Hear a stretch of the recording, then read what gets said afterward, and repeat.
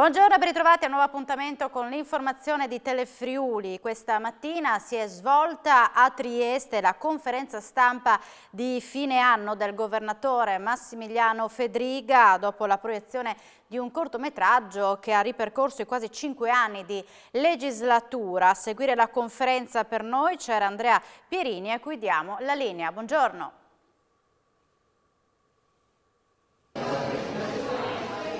Buongiorno dal Salone delle Cerimonie del Palazzo della Regione in Piazza dell'Unità d'Italia. Si è conclusa veramente da poco la conferenza stampa di fine anno del Presidente della Regione Massimiliano Fedriga, una conferenza lunga, un po' meno del solito e diversa dal solito perché è stato proiettato un video di mezz'ora, 29 minuti, coordinato, la cui direzione è stata coordinata dal direttore di ARC, Demetrio Filippo Damiani, nel corso del quale sono stati ripercorsi questi 5 anni di Giunta Fedriga, 5 anni difficili perché sono stati contrassegnati comunque da eventi internazionali molto difficili e anche nazionali. Pensiamo alla strage di Vaia, poi c'è stato il Covid, gli incendi, la guerra in Ucraina, insomma non sono stati sicuramente 5 anni facili. Il Presidente però poi in piedi dal podio ha voluto ricordare il grande impegno che ha messo questa Giunta per far sì che la Regione non risentisse o comunque risentisse il meno possibile di questa situazione economica. Ha ricordato le iniziative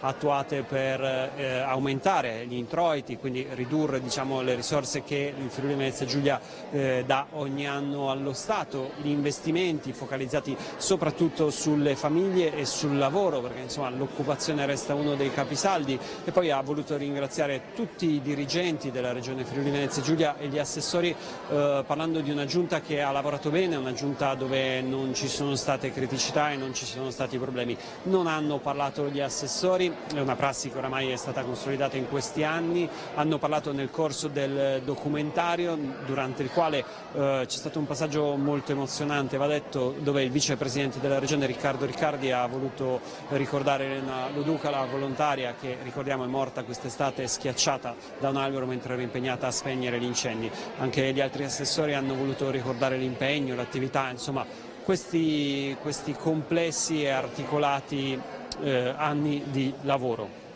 Direi che dal Palazzo della Regione è tutto. Se non ci sono domande da studio io vi restituisco la linea.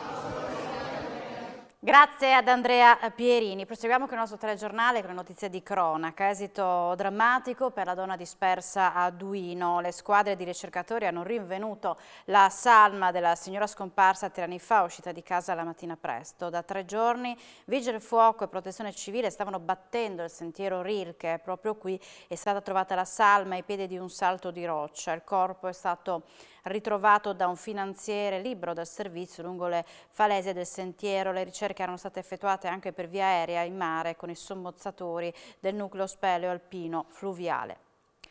La Procura di Udine ha chiesto l'archiviazione per il presunto stupro di gruppo che sarebbe avvenuto a Lignano nell'agosto 2021. Il GIP si è riservata la decisione.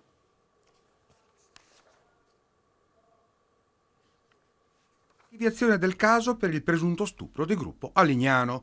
È la richiesta avanzata dal sostituto procuratore Andrea Gondolo al GIP di Udine Emanuele Lazzaro in merito alla denuncia di una 18enne friulana che l'11 agosto 2021 affermò di essere stata violentata da 5 ragazze in un appartamento della località balneare friulana. Il legale della giovane, l'avvocato Paolo Viezzi, si è opposto all'archiviazione. Il GIP si è riservata la decisione e dovrà decidere tra l'imputazione coatta, il supplemento di indagine e l'archiviazione.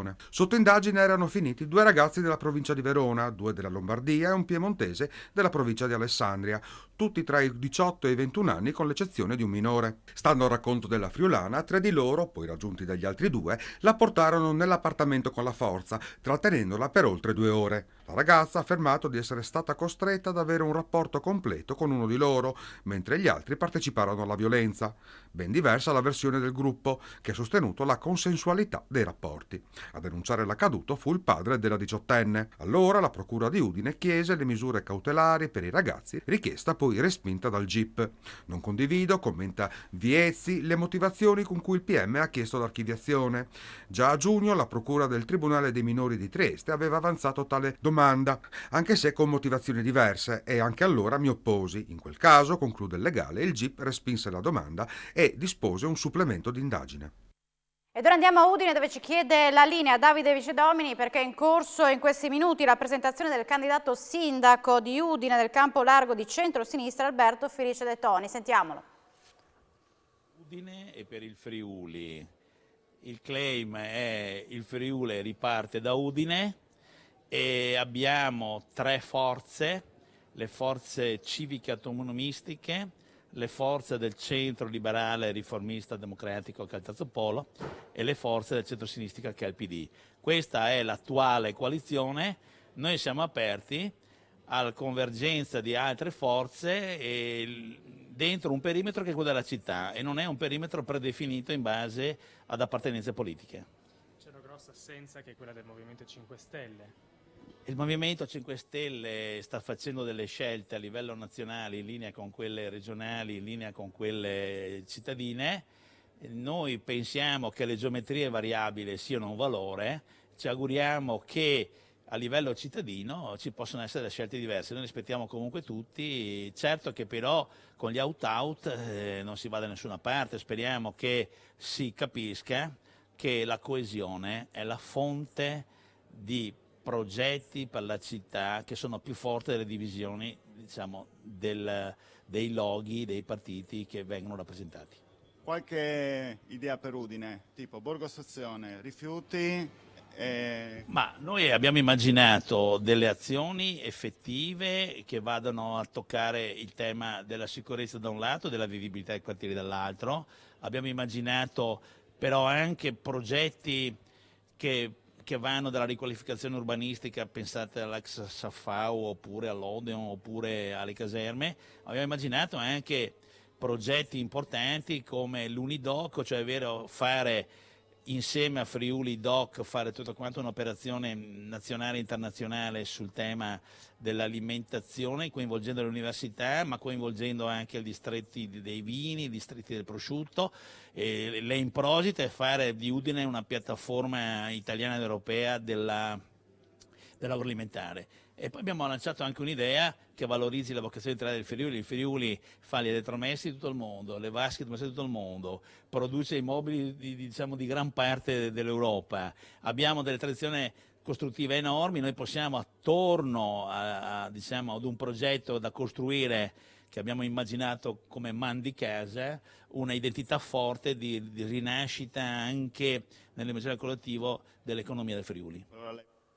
Rimaniamo a Udine dove nella notte un'azione degli attivisti ha letteralmente tappezzato il centro di Udine con manifesti, scritte e volantini ambientalisti. Risveglio insolito per la città di Udine che questa mattina si è ritrovata letteralmente invasa da cartelli, dépliant e frasi del contenuto ambientalista. Nella notte diversi attivisti friulani di Extinction Rebellion, il movimento internazionale non violento nato in risposta ai danni ambientali creati dalle attività umane, hanno tappezzato il centro storico di volantini e striscioni inneggianti la difesa del pianeta e lo stop alle emissioni di gas serra. Scritte sono apparse in via Mercato Vecchio, piazza San Giacomo, piazzetta Lionello e piazza Duomo, imbrattato con i gessetti anche il basamento dell'albero di Natale o l'ingresso dell'istituto Uccellis. Non si segnalano danni a cose, monumenti e luoghi, ma solamente un'invasione pacifica di messaggi per lo più incentrati alla lotta contro il surriscaldamento globale. L'azione di disubbidienza civile è stata preparata dai giovani attivisti di XR Udine durante alcuni workshop di produzione artistica svolti anche all'interno del Circo Arci di Casaupa. L'obiettivo principale dichiarato è soprattutto uno, evitare il collasso sociale ed ecologico, ed è seguendo questo scopo che tra le richieste che il movimento rivolge al governo italiano e agli stati occidentali troviamo la necessità di riconoscere l'emergenza climatica fermando le emissioni nocive entro il 2025. Da mesi si susseguono in Italia e in Europa azioni dimostrative di questo tipo da parte degli attivisti. Quelle che più allarmano hanno come obiettivi celebri opere d'arte. Una delle più recenti proteste ha infatti interessato il dipinto di Klimt, Morte e Vita, colpito con del liquido nero e oleoso all'interno del Leopold Museum di Vienna. Manifestazione di protesta questa mattina all'esterno dell'ospedale di Udine per chiedere maggiore attenzione alla sanità. Ad organizzare il flash mob le sigle sindacali e l'associazione Diritti del Malato, che denuncia carenze nei servizi, lunghe code e pronto soccorso.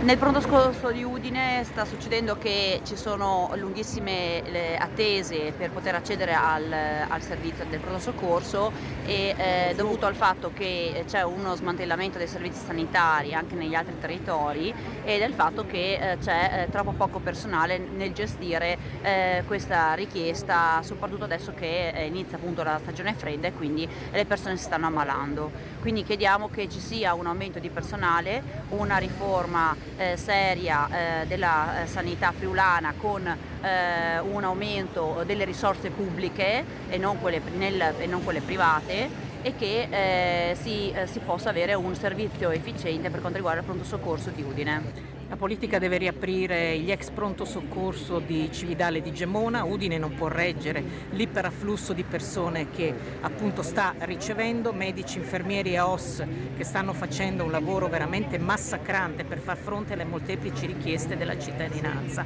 C'è bisogno naturalmente anche di più posti letto in ospedale e di rimpolpare l'organico del pronto soccorso. A 24 anni dalla strage di Udine, nella quale persero la vita 3 agenti della Polizia di Stato, sui luoghi dell'evento si è svolta una cerimonia a ricordo delle vittime.